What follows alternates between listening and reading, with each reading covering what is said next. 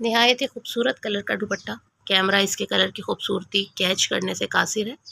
ये आपको काही ग्रीन टाइप का कलर मिलेगा जी। बहुत ही खूबसूरत दुपट्टा शॉर्ट सिल्क पे बना हुआ है।